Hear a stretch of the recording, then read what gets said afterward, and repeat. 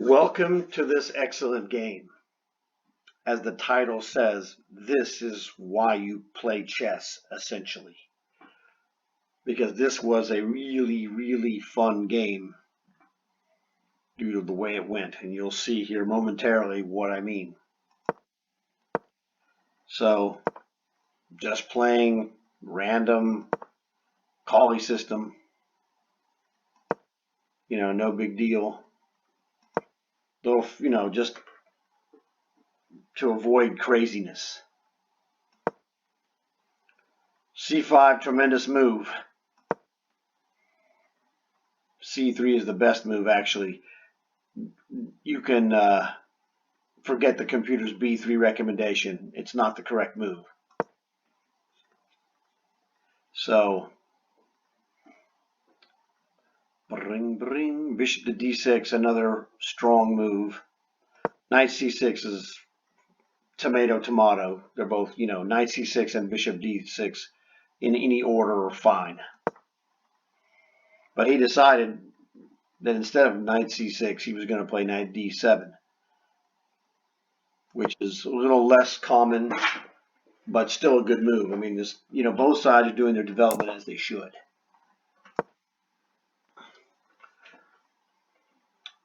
Knight E5, one of the main ideas. C takes D4. It's not actually bad. Now, it's usually preceded by queen B6, and then you would take at some point, whatever. But tomato. There was a threat here when he goes queen B6. Castles, he plays knight takes, pawn takes, bishop takes, and the pawn is pinned to the king, so he wins a piece. Or he wins a pawn, sorry. So queen E2 averts the trap to win the pawn by exchanging on E5, just so you know. Yeah, rook to E8. I didn't think it was that. It's not a great move, obviously, but it has the idea of knight, F8 and knight G6. But realistically, after I played queen to E2, he would have been better off with queen C7 and then B6 and develop his bishop out there rather than moving his rook, because the rook could move again defensively. H6. Thunder will be happening on the king side eventually, so it's not really necessarily bad. There you go. Knight to F8 is, what he should have been. Or probably he should have done that first, unless he wants to play knight, 8 to H7. But it's all, it's not as, I don't know. It says 2.4 in White's favor. I don't think it's that great, but, can't argue with the computer. I'm like, forget this G4 trash. Knight to F3, followed by bishop E3. You got to get your pieces developed before you commit yourself. He's meandering over the board, but it's still somewhat closed enough to where it's not really something that can be directly punished.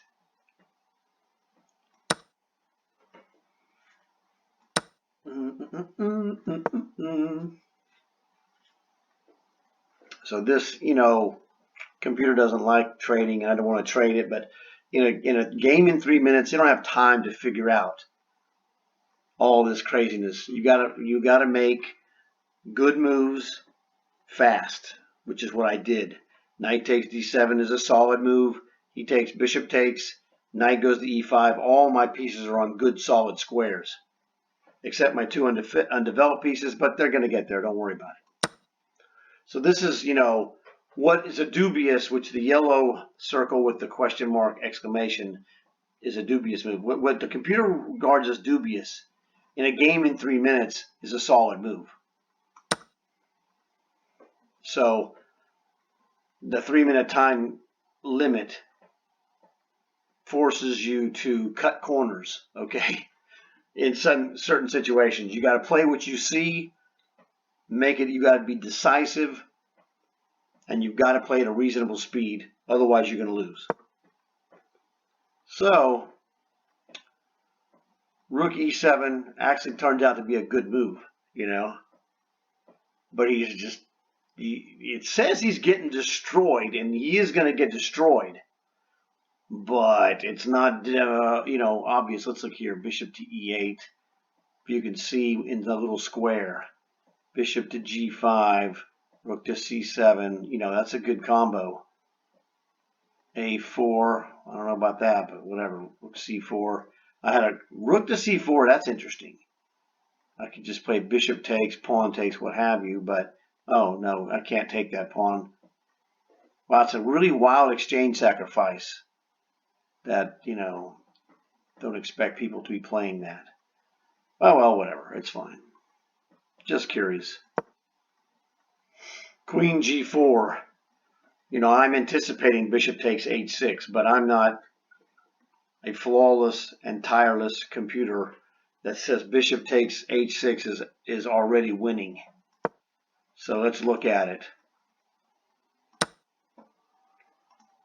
He takes free bishop. Now what? Check. Check or queen h5. Actually, probably what he should do. Why he should play rook f6. Is my that's what it's saying there. Rook f6 is the move which I saw myself. The knight is really poorly tasked to defend the h6 pawn. So he's going to have a problem with queen h5 summarily. So the computer is correct. Bishop takes h6 is winning, just outright. Hey, well, you know, queen g4. I'm threatening bishop h6 differently. And this bishop h6 motif is going to probably be ever present until, you know, he actually gets hammered.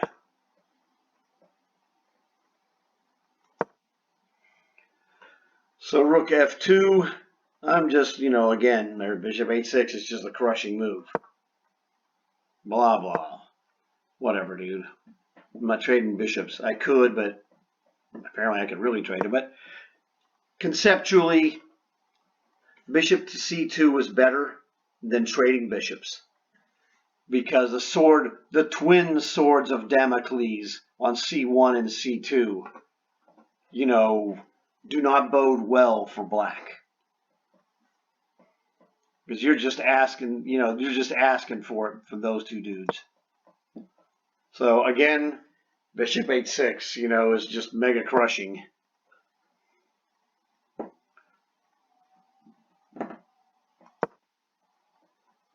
You know, now we're back in business again.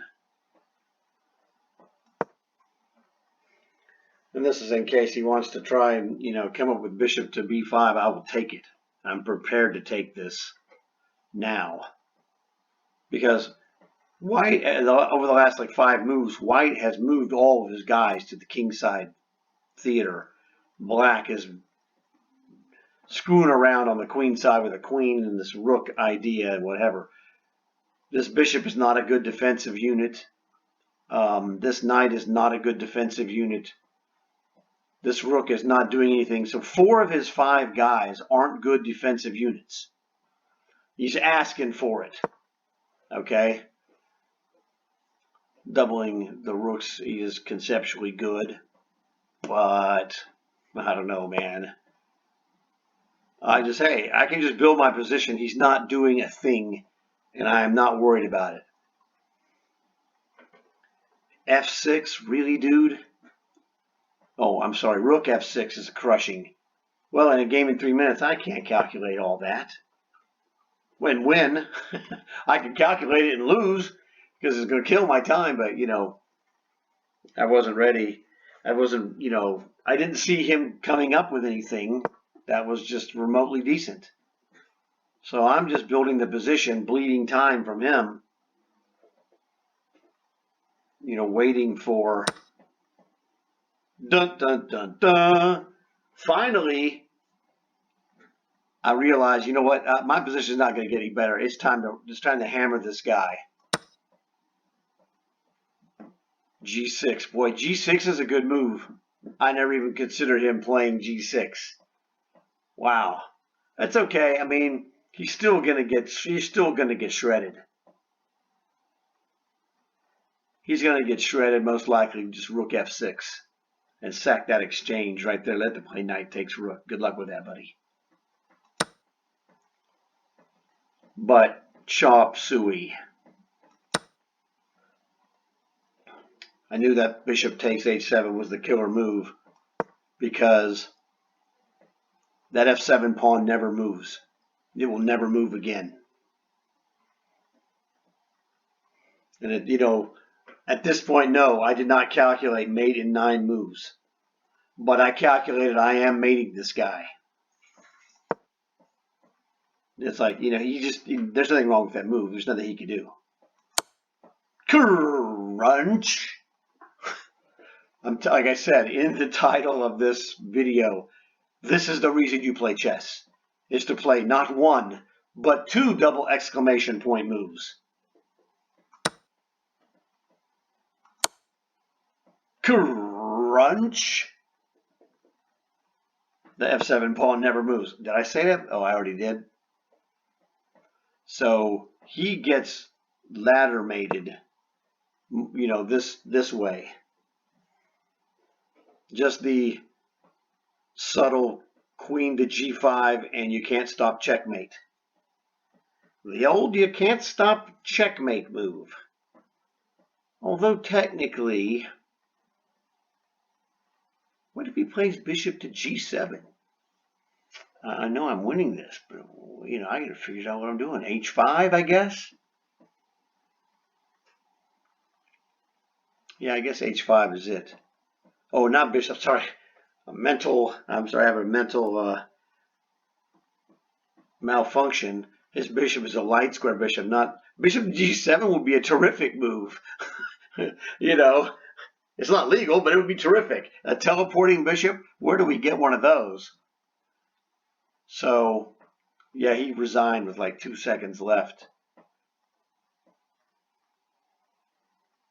because he saw that the mate was unavoidable. And resigning with 2 seconds left was like a nice way to say, hey, you got it.